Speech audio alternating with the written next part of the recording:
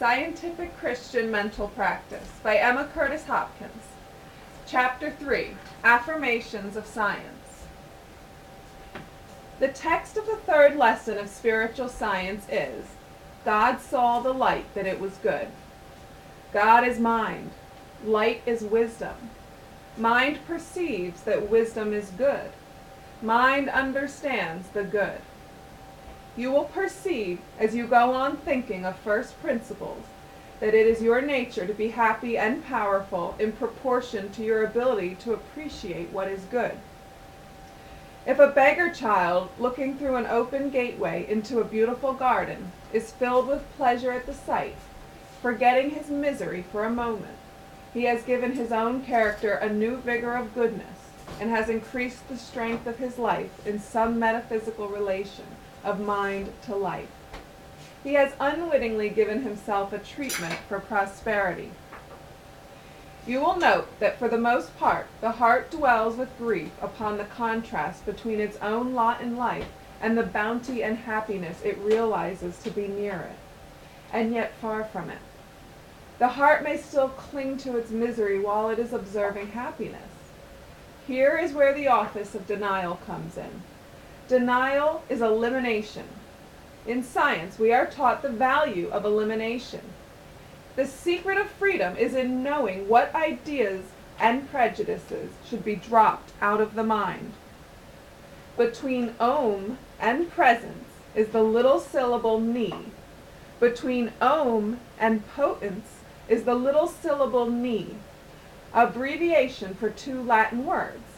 Ni stands for nihilum. Nihilum means nothing. Ni stands for nihil. Nihil means nothing.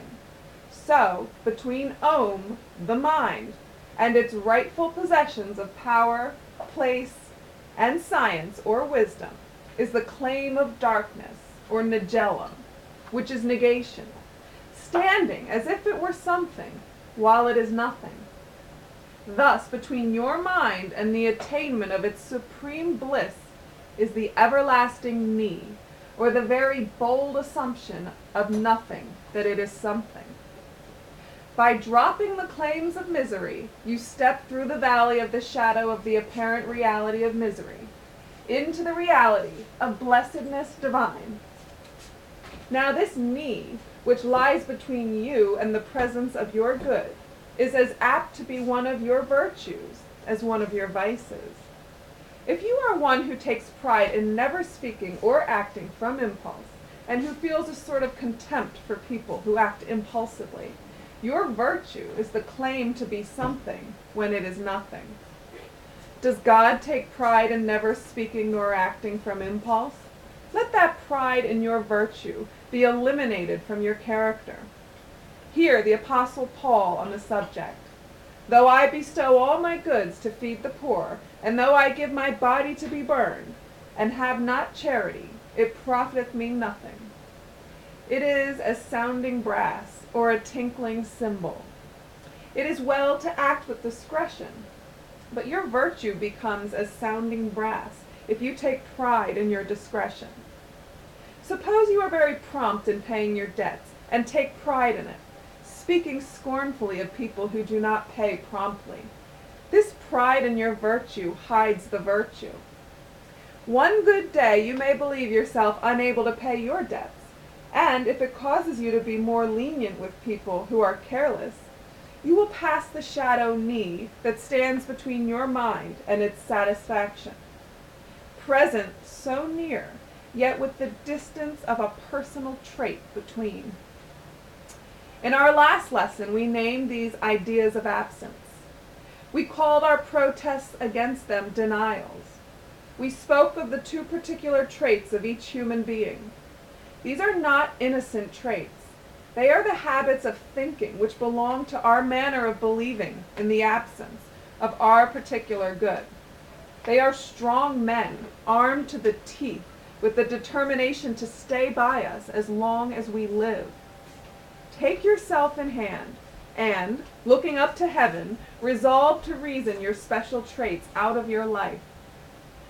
Prosperity is the acknowledgement, either consciously or unconsciously, of the presence of God. He who is prosperous has eliminated from his mind some idea which the one who is seemingly not prosperous still holds on to with tenacity. We are often surprised to see how prosperous liars seem to be. It is because they have eliminated a belief in absence, which leaves a good opening for what they wish to rush to them. Some liars make good healers on the same plan. They have dropped the one belief in the absence of good which the poor healer holds on to. The liars get their hardships in some other way than the absence of abilities. They may have some incurable malady in their own body, or some member of their family may be afflicted. There are 7 thicknesses of the claims of negation standing between every mind and the security of its good. 5 belong to us in common. The last lesson should have given you a clue to the claims that seem to master you, but over which you are in reality master. You can see that the claim of being ungrateful for your possessions, or for your education, or for your lot in life as it is, when met by you, melts down and leaves you the master you were when you first came forth from Om, the divine mind. So it is with selfishness, enviousness, jealousy, revengefulness, or anger, etc. They are no masters at all, yet they seem to be our masters. So it is with all negation to good which faces mankind. There is a metaphysical or mental process for meeting them all, and utterly dissolving them, as the sun dissolves icebergs. In place of each protest that we make, that is, in place of what we deny, we put the statement of a great truth. What is it that abides here, or where your sickness seems to be? Is it not the fullness of the riches of God? The bold insistence upon what is here, or there, in reality, has been called affirmation. All science has affirmation and negation. In the science of numbers, you subtract what is not wanted from what is wanted. In the science of geology, you say, this is not aqueous rock, this is not igneous rock. You show as much wisdom by negation as by your affirmations. One tells you that this is a picture of Napoleon and a dear friend wounded in battle. You say, no, this is Aeneas bearing away his father, Anchises. One tells you that sin is a terrible evil which God permits. You say, no, God is the only presence and tolerates no other nature in his realm but his own nature. If you protest, all sin will seem like a dream of the night, not worth rehearsing. There are 5 affirmations belonging to the negations we make, to which I will now call your attention. These are the 5 wise virgins of the object lesson of Jesus. They are called virgins because they are the most simple and reasonable statements the mind can make when telling why the negations of its good are not reasonable. The 2 affirmations that belong to you each in particular we will describe under the miscellaneous affirmations. These affirmations are all mentioned in the Book of the Dead. Your 2 special affirmations are not virgins. They are strong defenders and providers. They are the strength and wisdom of your own life in its unique relation to all life. As your mother cannot do your eating for you, nor your breathing, so no one can charge you with the strength of your own denials and affirmations. John the Revelator said that the 3rd foundation stone of the temple was chalcedony. Our character is the temple, or the holy city. The chalcedony is the love stone, translucent like the opal, always gleaming with the purity of the diamond, and the heavenly blue of the sapphire, shone upon by the hot sunshine of a light that never fails. There is upon the earth no chalcedony stone like that one John saw, gleaming with the white light of primal truth, of the omnipresent, omnipotent, omniscient goodness of God, with blue flashes of wisdom and unchallenged peace, and the red gold of love, of truth, and goodness, set on fire by challenging negation. Without this stone, character is not glad and strong and fixed and secure. There is no use making the affirmations until we have made the denials. You will see people affirming that they are God, who are quite willing to do ungodly deeds. This is because they have not met the everlasting me of Carlyle with the irresistible no. They have not taken their unreasonable prejudices by names and told the reasons why they are free from such claims against them. The strange part about the claims of negation is that whatever they are, everybody seems to see them. So the two mighty appearances of evil in man, not being met by denials or bold reasons why they are not realities, leave the character making great religious professions, but badly inconsistent therewith, and they fill their neighbors with disgust. When the right denials are made, the affirmations will be exceedingly hot and effective. James, the half-brother of Jesus Christ, said, "The effectual fervent prayer of a righteous man availeth much." The photographer, in a yellow glass room, has light and heat enough for fixing beautiful pictures upon his films, but still there is a mysterious something lacking, and he cannot take the photograph in such light. Thus, in bringing out the answers to our prayers, the actinic ray, which is the cutting, pungent ray of denial, is as necessary as the sun ray, called actinic, is necessary in bringing out the images in photography. The day set aside for denials gives the mind a clear draught for the finest affirmations to blaze hot on the firmament of our daily life. If a great fire is smoldering under a house, it will never make a bonfire of the house until an opening is made somewhere for a draught. If a powerful steam pressure is set against the machinery of an engine, it will not move a wheel until a valve is opened for a vent for the steam. So the mighty truth, filling every mind with its energy, waits to move through the sluice-like ways made by scientific protests, like Carlyle's energetic, "I am free." Let your light shine, said Jesus Christ. He would not have the great mind, with which we are all stored, hidden under a bushel. He would have our mind free. It is a good denial of evil to reason out, as Carlyle did, why we are free. We must then affirm our nature and hold on steadfastly to our affirmations. The race religions have talked about one word, somewhere in the universe, which contains all the potency of all denials and all affirmations. Jesus Christ used that word, evidently, but only to the ears attuned to it was its tone clear enough to be heard by man. So, as nobody received it, he told them to repeat his name. If you will repeat the name Jesus Christ, you will, step by step, come into his quality of mind. Then you will, step by step, become cognizant of the divine nature charging your being. You will feel a delight in your substance. You will see how the wisdom of God is your wisdom. You will see that your wisdom is God. But you will never realize this till you have given free vent or clear passage through your mind for the powerful pressure of the God mind to speak and think through. The syllable ni, which stands between Om and presence, is the thick wall of belief in the absence of good. It is sometimes called the dark river. It is often called a veil of flesh. It is sometimes called a bridge, over whose mysterious claims we are to walk into the presence of our good, or over which our good comes to us. Many men who have accidentally, as it were, stumbled upon the denials of science, have made some of the affirmations with good effect. They did not make the personal denials. You have seen that personal cleansing is as important as general doctrine. David cried out, "Cleanse thou me from secret faults." You would, like Carlyle, give a reason why there is no reality to the appearance of faults. To the great Om, which is the pressing intelligence and wisdom of your own mind, you would say, "Thou knowest that I am not wicked, for thy hands fashioned me."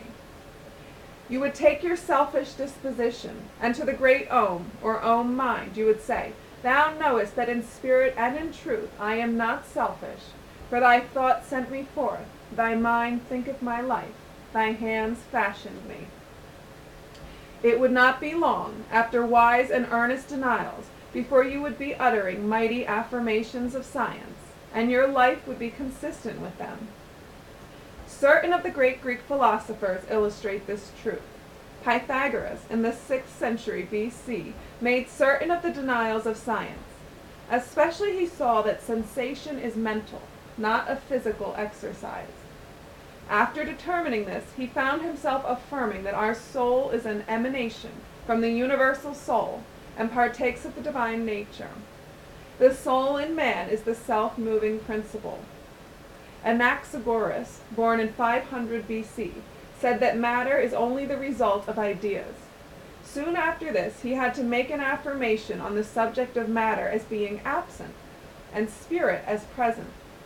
He said the force which shapes the world is not in the nature of matter. It is not impersonal force. It is mind. This supreme mind is distinguished from matter by simplicity, independence, knowledge, and supreme power. Plato, a century later, found that evil is a way of believing and not omnipotent. This denial opened the way for him to affirm, God is goodness. A denial and an affirmation always seem to match each other. When Jesus sent his messengers forth, he sent them in pairs.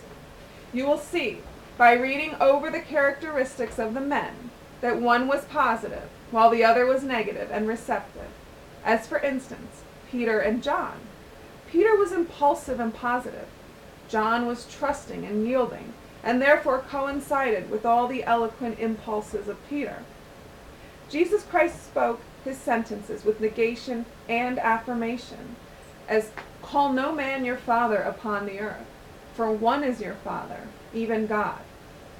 Come unto me, all ye that labor and are heavy laden, and I will give you rest. He put his negations sometimes as if they were realities. As for instance, he seemed to be admitting the reality of labor and weariness in this quotation, but he called flesh nothingness, so he was not making a reality of its operations. A young man who was seemingly very sick indeed, and suddenly said, Satan, get out of the way. God Almighty, do your work.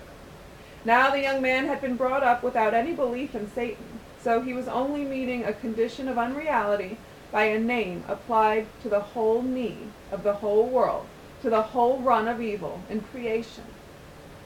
Jesus often called our belief in the absence of good by the name Satan. Job called it Satan. A strong scientist said he had to meet all his lack of supply by a strong negative statement or form of expression, or his mind would not work it out into view quickly.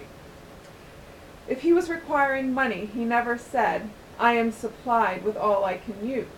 He said, I do not need money, and thus he made a clear way for his bounty to come to him. Some people who cannot sleep will fall into perfect slumber by saying, I do not need sleep. For you see, they made the word need a great reality. It is the name of their belief in the absence of good. The belief in absence takes many ways of exhibiting itself, and clothes itself in many words. Some of you may have the belief in the absence of good take the form of being grateful that you are so much blessed, more than others. There is no point where one is blessed more than another. It sometimes flatters our vanity to have people tell us how much more of science we know than they know. Be not deceived into admitting it for an instant. All are partakers of the divine mind in equal potency and might. If people cling to us, it is because they have not learned to appreciate themselves. When they realize that their understanding or their wisdom is good, they will not depend upon you for anything. It is evident, if they do lean upon you, that you ought to think towards them and for them in a way to turn them toward their own relation with their own divine nature. If you watch yourself, you are likely to discover that you lean upon someone for companionship or strength or sympathy. Emerson prophesied that the high laws to be taught in the future would teach mankind to find themselves self-companioning and self-strengthening. This is discovery. It comes with the affirmations of science. It is evident that you must see, as divine mind, that your own nature is self-companioning. Successful men and women along any line have borne on about within their own minds strong native affirmations. Sometimes they took them as children. They are hardly aware of how important a part in their lives their positive conclusions have played. High resolves make an intense feeling, have been like oak trees. One of the popes told how, as a boy in the field, he decided to be Pope of Rome. Euripides, the son of a fruit dealer in Greece, told some lofty resolve as a boy, and rose to be the friend of Socrates. With him the glory of the Athenian stage descended into the tomb, says the historian. Virgil, a baker's son, lifted his thoughts on high, and they took him to the plane of such ideal concepts that, when he had written his poems, the Roman people would rise in the theaters to show him the reverence they paid their emperors. Epictetus, a Greek slave, put the thought of his young mind to noble principles of life, and though he was deformed and sickly, his noble affirmations lifted him free from being the slave of a cruel master to being the honored companion of lords and princes. The young man's ideals wait for demonstration on the heights of affirmation. The mother, whose tired feet touch the hills of light, shall say, "My God is rest." She shall see that her thoughts are good. The care-burdened father shall sight the port of the heavenly city of well done, and God, his God, shall take away his care. And they shall be mine, saith the Lord of hosts, in that day when I make up my jewels, and I will spare them, as a man spareth his own son that serveth him. The hilltops of delight are the true meanings of affirmations. They cannot be reached except by clean feet and pure hearts. All the way of life, with beautiful health, beautiful judgment, and happy success, through spiritual doctrine, lies open to him who, commencing with the jasper stone, feels the love gleam of the chalcedony, the third message of Jesus. God is love. The 5 universal affirmations are: my good is my God is life, truth, love, substance, intelligence, omniscient, omnipotent, omnipresent. In God I live and move and have my being. I am spirit, mind, wisdom, strength, wholeness.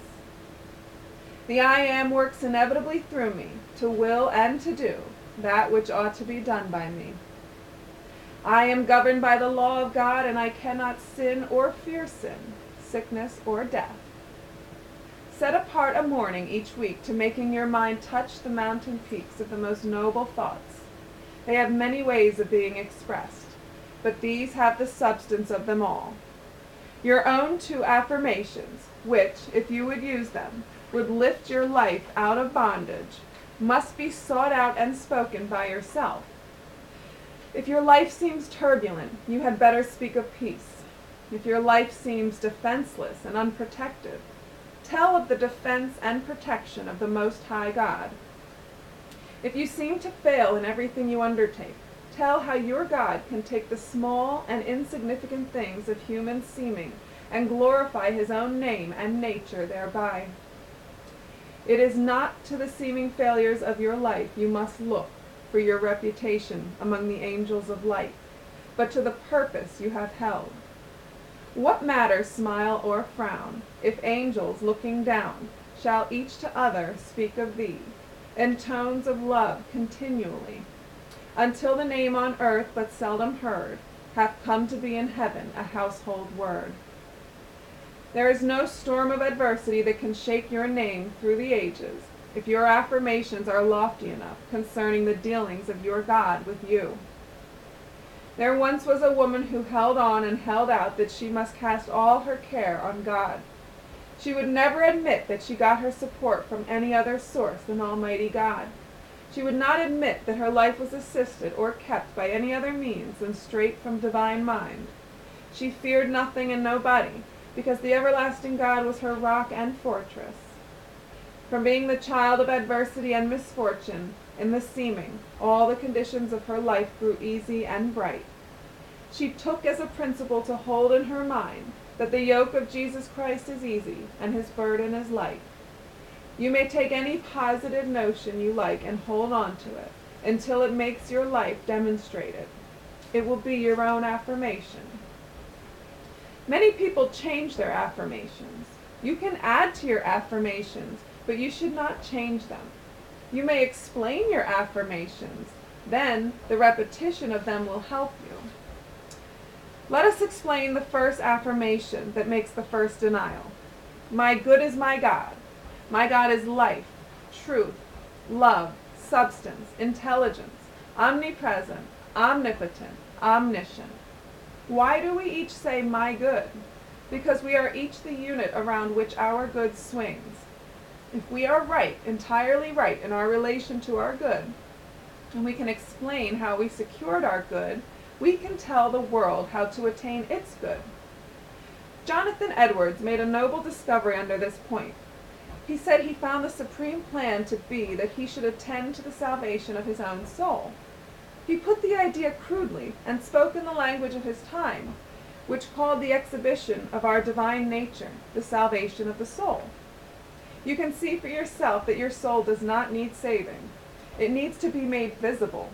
The power of your soul shows itself upon the least little exhibition of determination not to believe in the reality or power of evil.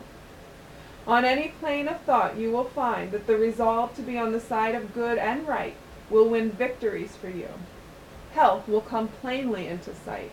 Prosperity is certain to come to you. Happy life comes to you.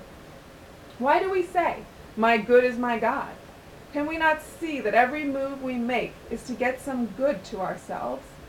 Do we not breathe because we think it will be better for us?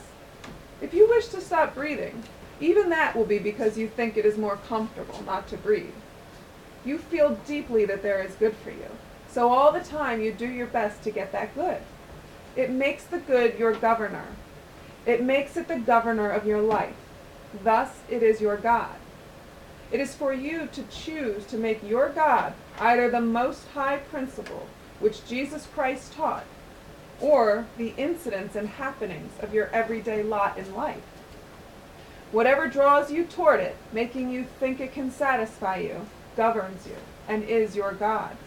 This is the reason so many have stood upright on their feet and said, I am my own God. They thought it better to be self-ruled or governed than to be governed by appetite for food, hunger for praise, search for home, quest for health, hope for friends, etc. It is very safe to say, my good is my God. It is then our privilege to say, what is our good? We have a natural tendency to love life itself. We may have been displeased with our conditions in life, but we do not mean life itself when we are telling how we hate our life, if it is hard and disagreeable. No, we mean we hate the conditions of our life. We do not think that the free elixir of quickening forever, which breathes like a fine wind through the universe, is not good. So we look straight toward the free, fine elixir that breathes through the universe, and we say, life is good. Good is God. Thus, life is God. It is natural for our mind to love truth. What is truth? Asked Palagye of Jesus. Whether he spoke jestingly or scornfully or sincerely makes no difference. The fact remains that every man, woman, and child would like to know what is really true. There is, even in the mind of the most devoted religionist, always a doubt as to the absolute truth of what he is talking about when he tells that God was so angry with the world that his only son had to take the part as a scapegoat for the Jews in order to pacify him for the world he had made, having turned out so badly. It seems strange to see educated, noble-looking men standing on high platforms and proclaiming such a childish-acting being as the Jehovah of goodness. They doubt it in their secret hearts, but nobody doubts that the free, fine spirit that breathes intelligence through the rocks and through mankind is God. This is truth. The speaking of this truth leads on to other truth. We seek for absolute truth. Thus, our God is truth. Jesus Christ said, "I am the truth." He meant that he spoke the truth. He also said, "I am the life." He meant that he understood the fine, free, undivided, and eternally abiding life that fills and swells and breathes like a wind of delight through all the universe. Truth is good. Good is God. Thus God is truth. There is an uplifting strength which comes with acknowledgement that God is life and God is truth. It does not come to the man who says his good or his God is his beer or his horses or his billiards. The face and form show what the thoughts proclaim as your good. What have you sought after? That was your acknowledged good. It has marked your face and form. Take a true thought in your conscious mind and say it, either silently or audibly. Soon you will mark your face and form with another light. Moses said that the acknowledgement of the right and true God would be like a wind moving across the face of the waters for the light to break over. Waters are conscious thoughts. If we have occupied our thinking mind with what we shall eat, drink, wear, and such subjects, we are in a dark state of mind. It is the Egyptian darkness. If then we begin to occupy our thinking mind with the subjects we call divine principles, we feel the glow of on high, shining, either suddenly or slowly, over and through the mind. Again, we name our good. We keep on naming our good. We say our good is love. We do not mean the selfish clutch of some human being upon our time or attention, our body or our thoughts. We do not mean the clutch we sometimes feel upon the time and attention of some other human being. We do not mean the clutch we feel towards money, towards food, towards home, toward animal or friends. No, we mean the free, fine life of delight that streams with kindness and mercy and gentleness and entrancing beauty through the universe, and draws with its irresistible kindness all things and all people to love it and feel its love. I drew them with the bonds of love, and they knew not that I healed them, said the goodness of divine love, that never clutches at us, nor is caught by our hungry clutching. It is the most high good, nameless in the life of man while he seeks material good, and nameless in our thoughts while ever we think there is some power operating against us. Nameless in our thoughts while we believe there is something good absent from us. Nameless in our mind while we think we have inferiority or hardship or suffering or loss. The most high good is life, truth, love. There is a wonderful uplifting energy in the words, Most High God. The mind is lifted to higher feelings of truth and love. The Most High Good is higher than any good we have yet realized. So we speak of the lofty heights of our highest words. Out of the reach of words we have the love that draws the universe and keeps all things seeking and seeking it, but never finding it, until the mind meets the great plane of unreality and strikes it with the omnipotent no. Yea, I have loved thee with an everlasting love. Therefore, with loving kindness have I drawn thee. It is the true and eternal substance that woos us with its everlasting love. To lay hold upon your good is to be satisfied. Then there will never be any feeling that what we love and are satisfied with will leave us, or fail us, or disappoint us. God is love. Love is God. God is eternal. Eternal love is God. When we love somebody and then later do not love, it is only that we have a mental feeling of absence. It shows that while we felt the love, we gave no word to it, that it was eternal God. It is by use of the right word to all things that they show their real character and do not hide from us. The delight that we now feel in the little glimpse of the feeling called love is a foretaste of a substance that we have here at hand, hidden only by our feeling that our good we were to lay hold upon is absent. One and another of the world's great thinkers have found that there is a shadow system gathered over us that is a great dark something, hiding us from the good we are seeking. If you study into the matter, you will see that it is all a mental state. Rise, as Carlyle did, and proclaim your freedom from the claims of your incompetency and ignorance. It will vanish, and you can stretch out your hand and lay hold of some new good each moment. You will first notice your freedom from sickness. Then you will see how much better you get on with people who seemed before to be hard and ugly. You will notice that your own disposition is better. You will soon be more prosperous. Many things will change in your favor that hurt you before. It is the only way offered to mankind to change by a method at all worthy of the idea of the easy yoke and light burden Jesus promised, by accomplishing great works through a doctrine. To some it seems an easy task to sit down alone by themselves and reason out their freedom. To others it seems almost like nonsense. The reasoning seems right enough, but its basis is so different from that of the world that it seems that there is a fallacy in it somewhere. To such we recommend the fact that many have stumbled upon the process without knowing they had touched the keynote to all power of God for all men. For instance, a Russian general once said that when it seemed as if his body were too sick or weary to undertake the hard tasks of the day, he would say to it, "You must be strong and able. You cannot be sick or feeble. Do as I wish you to do. Be up and about your business." Soon he got his body so trained that it would rise from a great claim of misery. The father of Henry Ward Beecher would say to his overtaxed mind, "Go out, every thought. I will have none of you in my mind. I will shut the doors and lock you all out." After a while he could shut out every thought. Napoleon Bonaparte could do the same thing. If it is hard for you to fasten your mind to a treatment such as this, write down just what you would like your body to do and be, and read it over at intervals. Read it aloud. By and by you will accomplish with your body exactly what you wish. We are entirely built up and moved by our thoughts.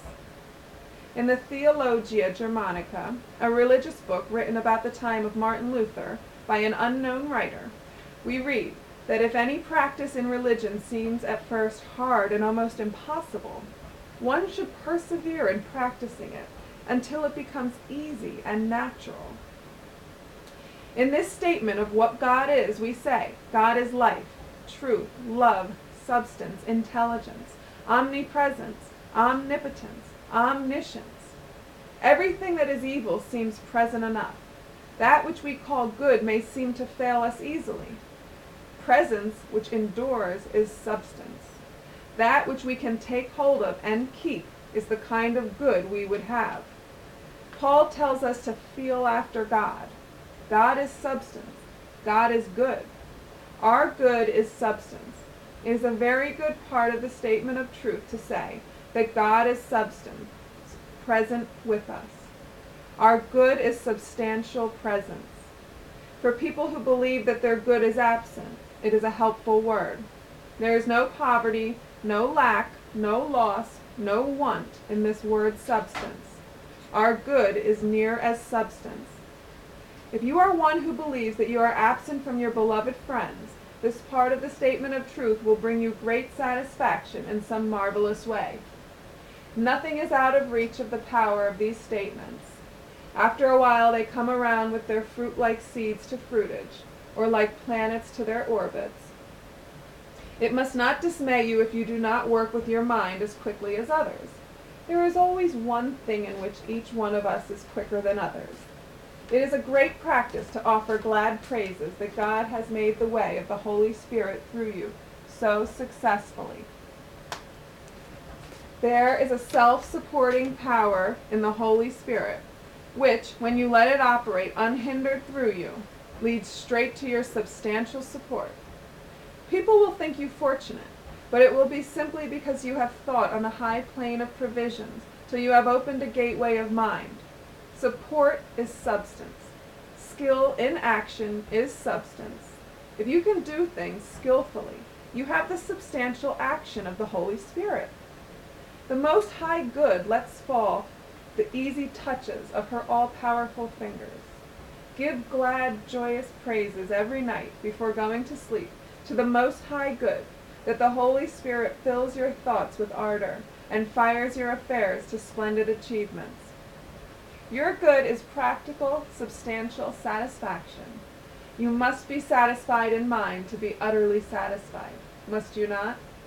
If the beggar child, looking through the window into a home of plenty, and forgetting her physical misery because her mind is so happy, can keep that up for 5 minutes, she can cause her mind to draw someone to feed her body that very day.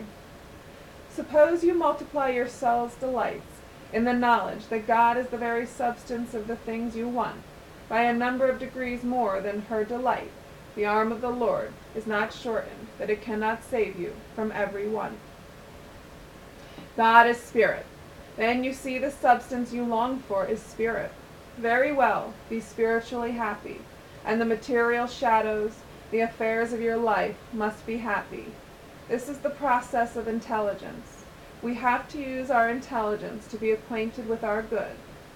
God is intelligence.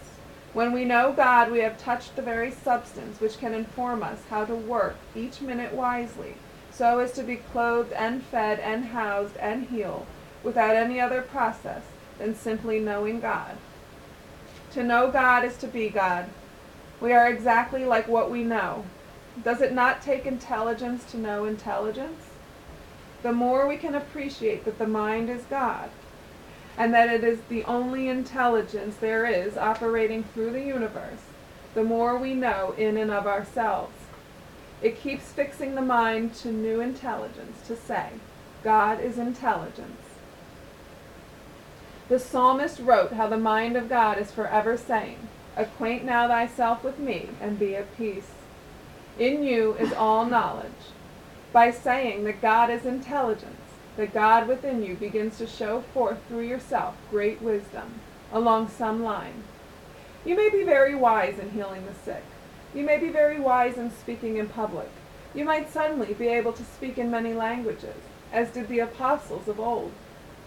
The words applied to the Most High Good, as omnipotence, omnipresence, omniscience, will enlarge your sphere of action, by lifting your mind away toward the heights and depths which do contain God, the eternal, changeless principle. You are the mind that stands back and uses great words to express your ideas about the Most High Good. Do not get entangled in your own words. You are greater than any words you ever used. At present, you use words to approach unto your own good. There will come a time when you will not use words.